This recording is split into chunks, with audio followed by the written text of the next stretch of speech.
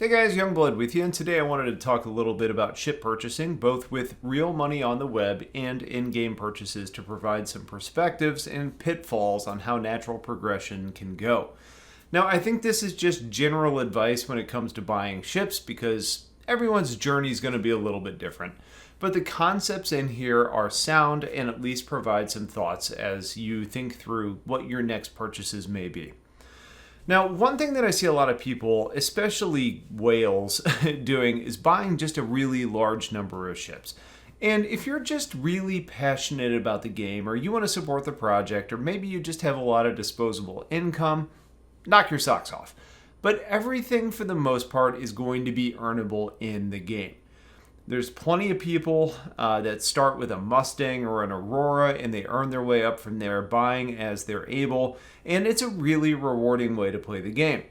Now, outside of getting the enjoyment of your natural progression, though, I think it's important to remember that many people find a ship that they like and that becomes their daily driver. So if we look at fighters, Arrow, Gladius, Saber, there's 4 Hornets, there's a Buccaneer, there's Defender, there's a Hawk, and the list goes on and on and on. If you're going to go do combat, are you going to grab a different one each time, or are you going to lose that ship that you feel is the best one? And then you're going to, put the time into becoming proficient with. Are you going to want to claim that and expedite that so you can get back as soon as possible? I think most people are probably going to wait the 2 minutes and get their favorite ship back, which leads us to the topic of hangar queens. These are the ships that you own and you just don't really use because it's not currently balanced well, or it's more of a starter ship in that line than others that are just better, or because you don't really play that type of gameplay that often. Don't set yourself up to have a list of ships in your ASOP terminal that you just never pull. If they don't get used, they just don't add value, there isn't really a reason to hang on to them. The best ships are the ones that stay balanced, the ones that you use and you practice with and you know how to maximize, and the ones that you enjoy flying. You could even argue that a good strategy is that once you find the ship that you enjoy using as your go-to, that you buy 2 of those so that you have one available should you lose the other if the first one goes down, versus having a large variety of ships that you have to pick from. If you hate a cockpit view or you hate the flight model, it's just not to your liking, the chances of you ever wanting to pick that ship, take it out, are going to be really extremely limited, meaning that you've tied up money in a non-productive ship. You can be a collector if you want to, but my advice is to use your money as wisely as possible, and only buying the ships that you actually fly, and use the ships that you feel are, rare. You can get those from your friends, or even by renting them for a day in the verse if you decide that you actually just want to do something new. Another complication with owning too many ships is that you will probably want to upgrade those ships to get the maximum performance out of them. In the current state of the game, you need to take your ship around to the various places to buy the parts that you want to. And you have to do that with every ship that you own, unless you're just comfortable with how they are stock. Eventually, though, you will be able to load up parts in a big cargo ship and bring them to wherever all of your ships are, and you can execute your upgrades from there. But that's just not really the case today. That's also a lot to remember and maintain and change out the parts you want to when you want to. And it may just be better to have the variety for a few ships that you've spent upgrading to your liking. This is mostly about simplicity and not having to track unnecessary information on stuff that you're not using frequently anyways. The next concept is one that I think is a little duplicative because the idea is that you should be spending real money on the big ships and earning small ships in the verse. That idea is based in good advice because in general, big ships cost far more in UEC in-game as compared to the dollar amount online, and that gap will only increase over time. In general, though, the idea of buying big ships with real money and saving the small ships to be bought in the game is a good choice, but that comes with a pretty significant caveat. Wipes still happen, meaning that ships that you buy in the game and money that you've earned could be wiped out, which leaves you with only what is actually on your online hangar that you've purchased with real money. If you're melting and CCUing your fleet on the web to just big ships, you are not going to be left with the ships that are easy to make money with in the current scale of the game. So there are just constraints you need to deal with. For example, if you melt everything and buy an Orion, for example, you're not really leaving yourself with a ship that's currently flyable and that doesn't come with a lot of operating costs. Many of the big ships have loaners that you'll have access to, a prospector or a mole or maybe a fighter, but we don't know if that goes away at some point. My advice here is to try and balance the ideas and constraints to set yourself up for success.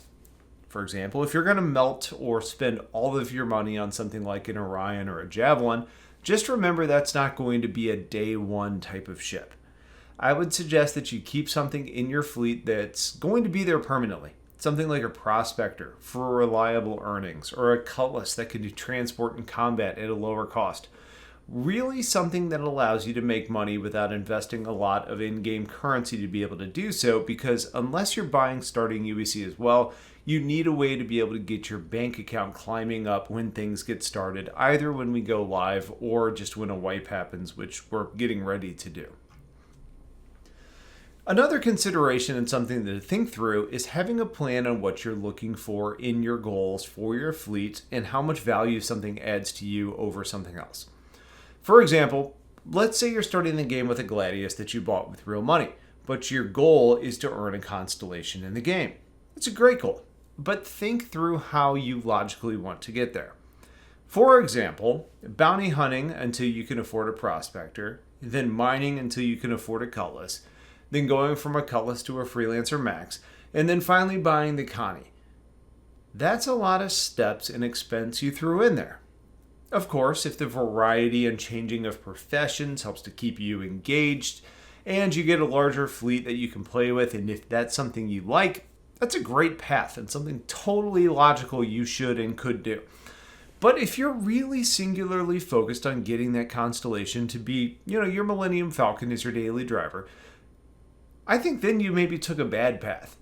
Because, for example, maybe bounty hunting until you can afford a prospector, and then you upgrade the mining head and the modules to be able to earn quicker money doing Quantanium mining, and then you just save up for the constellation at 3.5 million credits. That's a pretty good investment.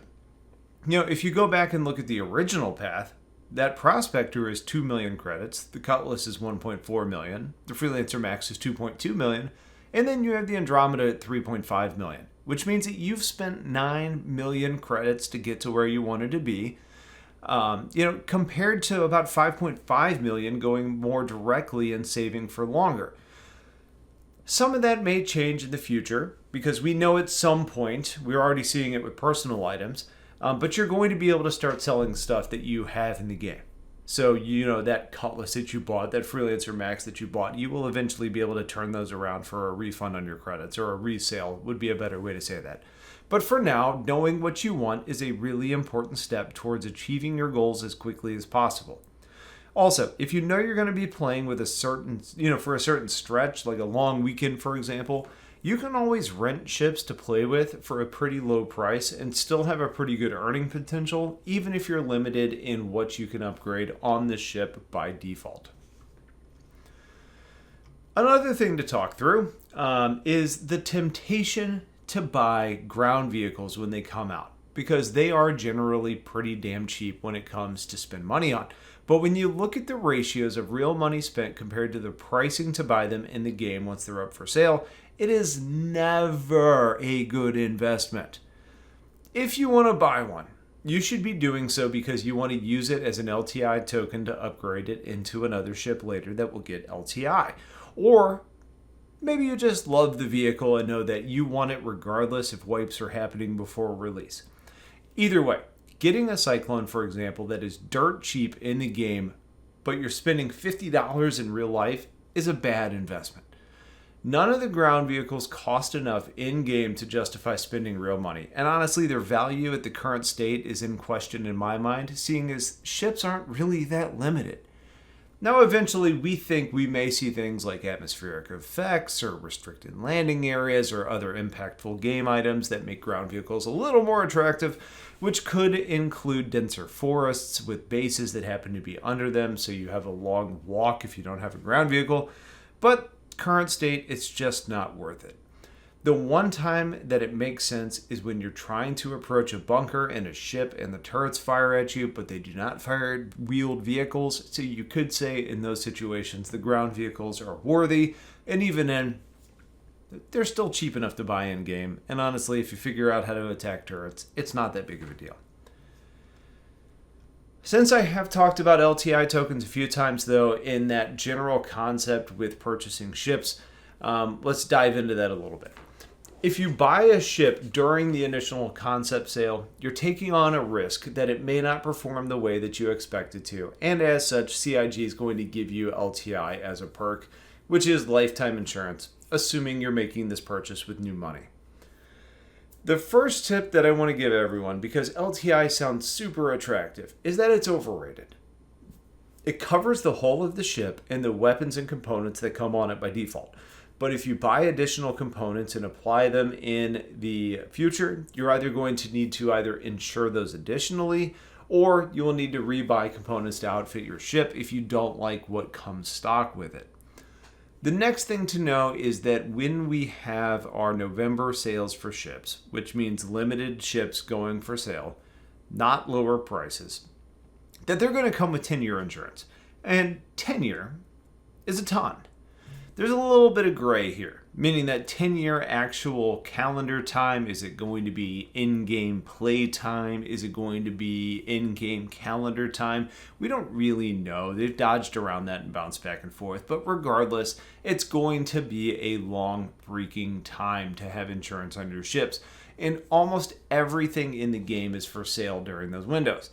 That being said, if you do have the desire to buy a ship during concept sale and you want to use store credits, but you do want LTI, the only way to do that is to apply a ship upgrade, or a cross-chassis upgrade in the old terminology, or a CCU, from something that had LTI to something that you want. That's the concept of an LTI token. You buy a ground vehicle or a cheap ship during the concept sale that will come with LTI. You've used new money into the game, but then you upgrade that later to the ship that you actually want, and then you retain that LTI to what you've just purchased. LTI is a nice perk, though I still don't think it's that important, but it is easy enough to be able to just be smart and get it regardless of however important it ends up being, because it will be the longest insurance available in game, because we're talking lifetime. Another tip, if you're looking to compose your fleet with real money or just have a target ship in mind, is to install the ship upgrade Chrome extension that's called Star Citizen CCU Game. This tool is amazing, and it will allow you to see the cheapest path to get to the ship that you want. And the reason for this is that ships have different prices. They go up when they hit different stages of development. There's different packages, and there's different expenses that just jump all over the place. What this extension does is it looks at the ships that are in your RSI site hangar and the upgrades that you have available, and it maps out the different purchases that you need to be able to make to get the cheapest path to the ship that you want. It is a fantastic tool that automates knowledge that was almost tribal, and it was only available to those that paid attention and explored different options. And now, if you're willing to download and enable, is something that is available to you as well. Seriously, I have had patrons of the channel saving hundreds of dollars on ships by following the paths that were created and put right in front of them. If you haven't done this already and you're playing with your fleet, it's something you need to do. The last point I want to discuss is one that I have personally had some ups and downs with, and those are going to be ship packages in the game. CIG will release a pack of ships, sometimes that include in-game money and discounted prices, and they are super tempting to buy. I've had an exploration pack, for example, that came with 3 ships, $60,000 of in-game money, and it was cheaper by quite a bit as compared to buying all 3 of those ships individually. The problem here is that if you want to make changes, ship changes only go one way, up, more expensive.